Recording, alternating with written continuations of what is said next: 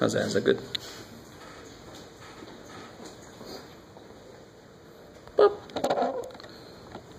Poor little dude. Boop. All right. So what we're going to do, we have two uses for limits in the early going. One use is the way we used it right now, to help us figure out slopes. The other use is just to get used to limits in general, because limits have more uses than that. So that's part of what I wanted to make sure that you understood. Limits are by themselves useful. To find slopes, I can use limits, but limits can do all kinds of other shit, right? So for one thing, I can just find limits of a function at some weird place. The function is doing weird things. So for example, think about this function. What's weird about that? Letting x go to 0. It would be undefined. Not undefined. It would be worse than undefined. Because what's the sign of 0? 0. So it's indeterminate. Undefined is actually nice for calculus students, because undefined means some kind of infinity, normally, for limits. If it was just this, what's the limit of this? And let me be more careful. There.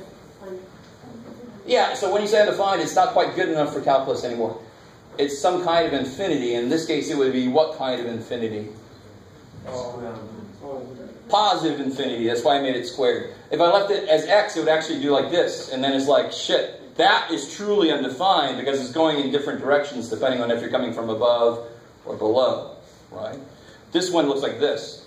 So the limit at 0 is undefined, not good enough. It's specifically positive infinity.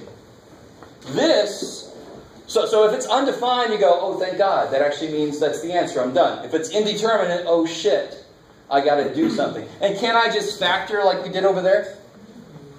I can't do shit to sign, right? I can't factor out an x. That'd be neat. And you're left with the limit of sin. I don't know. That's getting too theological now for me. So this is an interesting thing we're going to tackle here in a little bit. I just want to show you an example. It's not a slope question. There's no question about slope here. It's just the limit of this function. It's a weird function, and it's a very useful result. Has anybody ever taken any physics at all? Yeah. You know that sine of theta is approximately theta for very small theta. I don't know if you know that. Yeah. In physics, that comes up. So we're going to prove that later. And it's somehow related to this weird thing. All right, for very small angles. Okay, enough of that weirdness. My point for this was, when they ask you to find a secant line, that's actually what all of these are. That is the slope of a secant line. What the hell is a secant line? It's when I have a point I'm interested in and some other point. So I have 2 points. That's a secant line, because it goes through twice. A tangent line goes through once locally.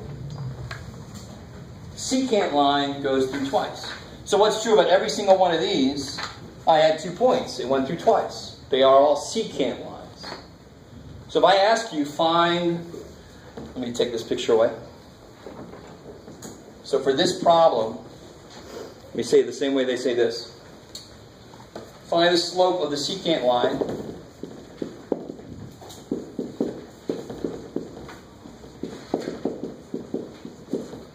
Let's see, blah, blah, blah. For the values of x. Let's just do one of these here to start with. 1.9, essentially the second one. Let's figure out what the hell this means.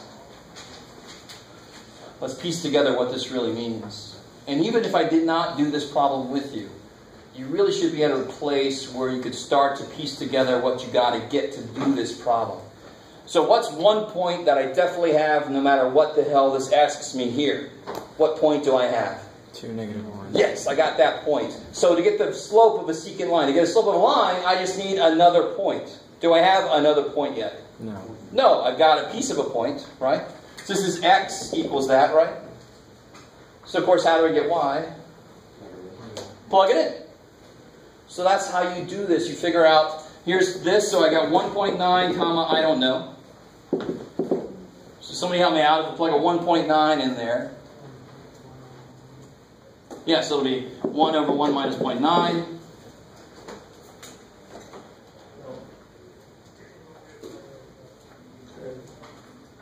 Oh, I'm sorry. 1.9.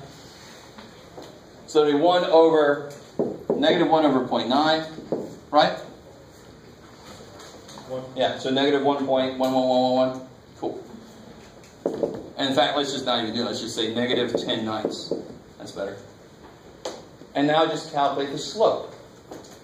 So allow this to be relatively easy. This is still on the level of algebra, except for the terminology that they're using. Secant line just means you will have 2 points. Tangent line means you have to figure out the limit. What does it look like the secant lines are doing? We get secant lines on this side, secant lines on that side. The tangent line was, what do they look like they're approaching? 2 points, 2 points, 2 points, but they're getting closer to be just 1 point. So that's that limit that we're looking for. So secant line is just like a normal line. Exactly. Secant line is a line made up of, so when we did this, there was a line, but there was a line that went between the point 1, 1 and 2, 4. Tangent line is the line that goes through the point 2, 4. So if I only gave my algebra students 1 point and said find the slope, I'd be really interested in what they would do. I would hope some of them would slap me or something, or say, what? But some of them would actually do something, and I would want to see what that is. But that would be evil, right? Can't do a slope with 1 point. But yes, we can. Nah. All right, so what do we get for the slope here? How do we get the slope? -1 minus negative 10. Yep, good. 1.9 minus 2. Yeah, well, so negative 1 minus negative 10, so 2 minus 1.9. And then you can just figure out what the slope is. Cool. Maybe. Some of you guys might realize, to make it a little bit more like we did there,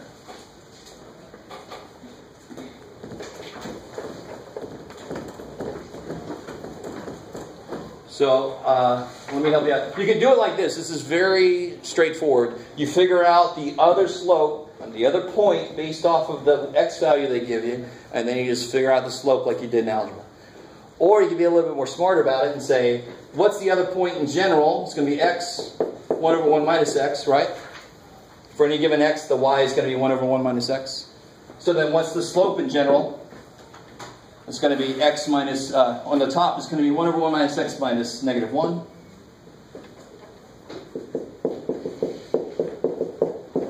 You guys see what I'm doing? The y value here minus the y value there, over the x value here, minus x value there. Right, and then you can simplify that a little bit, and then your problem becomes much easier. Forever what x is a value, you don't care about finding that point, you just plug it into your expression for the slope. Bam! It's a lot more like what we did first. But you can do it either way, I don't care. Both ways work. Maybe. To simplify this a little bit, what could you do? And 1 plus 1. Yeah, you can multiply top and bottom by 1 minus x. So you say m equals 2 minus x over x minus 2. What happens here? Oh, let me stop there for a second. You guys see what I did? Yeah. Multiply by 1 minus x, so that's now just 1. That's now 1 minus x. And the bottom is now x minus 2, 1 minus x. What happens here? Negative 1.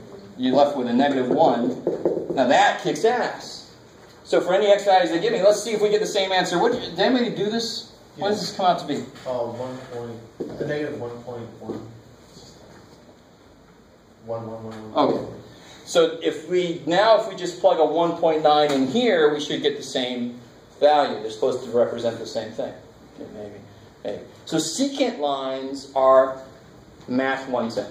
You actually have 2 points that you could do. We could be a little bit above math 110 and figure out a general expression for the slope, or even live in 110, figure out the other point, and find the slope with using the old y2 minus y1. You with me? Either way, I don't care. The calculus comes in really when you start doing limits, when you look at the patterns that you get from the secant lines. So if I wanted to know what the slope was here, I of course am going to let this x value get closer and closer to 2 from both directions.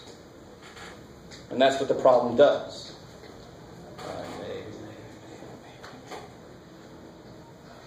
Okay.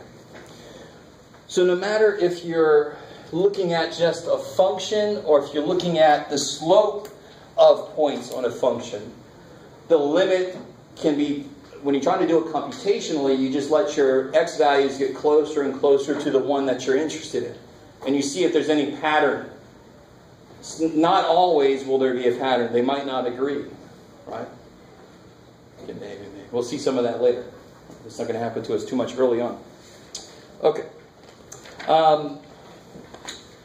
So section 2.1 is mostly focused on slopes. So it's going to be stuff like y2 minus y1 over x2 minus x1, that kind of stuff. Section 2.2 is more general than that. It's really just how do limits work in general, not just with slopes. Let's have a look. Oh shit, we got to go. So 2.2, I want to get into this. I think today is when we're here till 50 after, right? Yeah. So we're going to go on our little field trip. Tomorrow, I got a little handout we'll work on together a little bit, getting into section 2.2. If you're on WebAssign, 2.1 and 2.2 home.